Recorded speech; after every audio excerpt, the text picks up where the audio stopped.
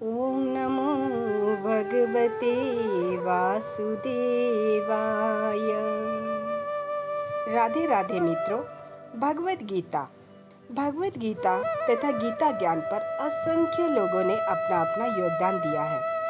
उनमें से अनेक गीता को आप सब पढ़ चुके होंगे और सुन भी चुके होंगे, पर मैं कल्पना आप सबके सम्मुख प्रस्तुत करने जा रही हूँ भगवत गीता गीता व्याख्यान। ऐसे क्या है इस गीता के पन्नों में? आखिर क्यों भगवत गीता को ही सभी ग्रंथों से मूल्यवान ग्रंथ कहा जाता है? दोस्तों, गीता में अगर कोई चमत्कारिता या महानता है तो वो है प्रभु श्री कृष्ण और उनके पवित्र तुंड से निकला हुआ पवित्र वचन। बाकी सब तो निमित्त मात्र है। यह मेरा मात्र इतना ही प्रयास है कि इस महान ग्रंथ को संसार के छोटे छोटे बच्चों से प्रारंभ कर वयस्क व्यक्ति तक सभी सहजता से समझ सके, अपने रोजमर्रा जीवन में इसे उपयोग में ला सके तथा अपने मूल्यवान जीवन को बहुमूल्य बना सके और मुक्ति पथ पर अग्रसर हो सके।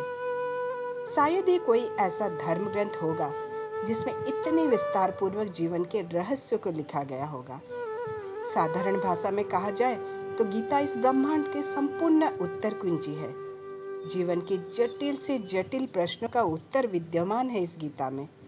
हमारे मन मस्तिष्क में उपजने वाले प्रत्येक शंका, समस्या, चिंता, भय, संदेह, दुविधा तथा प्रत्येक संकट का समाधान है इस गीता में। भगवत गीता में 18 अध्याय तथा 700 श्लोक रचित है। बंधुगण, ग्रंथ, वेद, उपनिषद कोई भयभीत होने या अवहेलना करने की वस्तु नहीं है। ऐसा भी नहीं कि मनुष्य के लिए इसे समझ पाना अत्यंत जटिल कार्य है। इसके प्रत्येक अध्याय में, प्रत्येक श्लोक में आप सब अपने आप को अर्जुन समझिए, क्योंकि अर्जुन के प्रत्येक शंका, भय, द्वंद्व, उलझन हमारे मन में भी सदैव ही उत्पन्न होते रहते हैं, जिसका समाधान कर रहे हैं प्रभु श्री कृष्ण। और श्री कृष्ण को केवल अर्जुन का सारथी मत समझिए, अपितु उन्हें आप अपना भी सारथी समझिए। उनके आदेश निर्देश के अगर हम सभी अनुसरण करना प्रारंभ कर दे तो मेरा दृढ़ विश्वास है कि बहुत सहजता से हम अपने जीवन के हर बाधाओं को पार कर जाएंगे। हर समस्या का समाधान हम स्वयं ही कर पाएंगे। तो फिर चलिए दोस्तों, मैं कल्पना आप सबको इस पवित्र आध्यात्मिक सफर में ले चलने का शुभारंभ करती हूँ। जय श्री कृष्ण।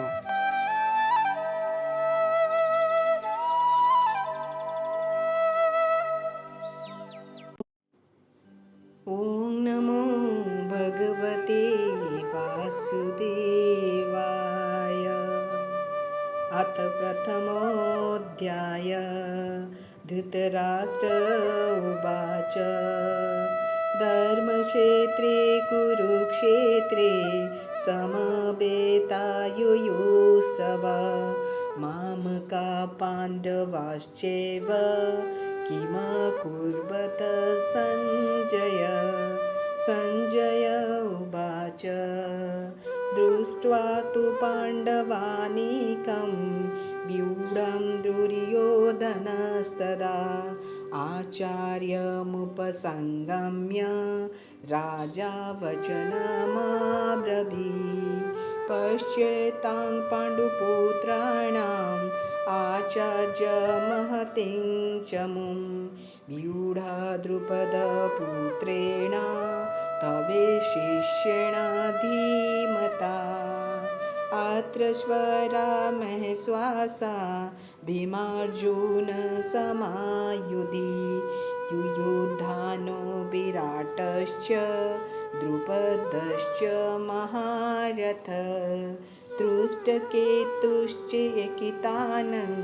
काशीराजश्च वीर्यवान् पुरुजित्य कुन्तीभोजश्च शैवश्च नरपुण्डवा युधामन्युश्च विक्रान्त उत्तमौजाश्च वीर्यवान् सौभद्रो द्रौपदेयाश्च सर्व एव महारथा।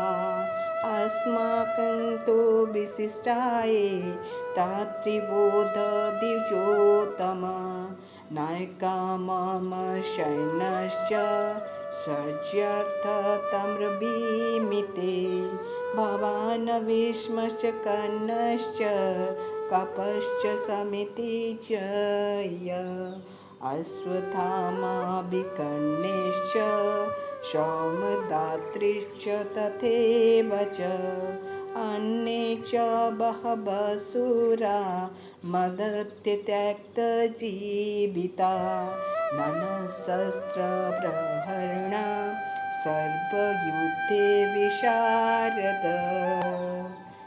श्री कृष्ण प्रणवस्तु। बंधुगण, श्रीमद् भगवद गीता के प्रथम अध्याय का प्रथम श्लोक प्रारंभ होता है धृतराष्ट्र के प्रश्न से।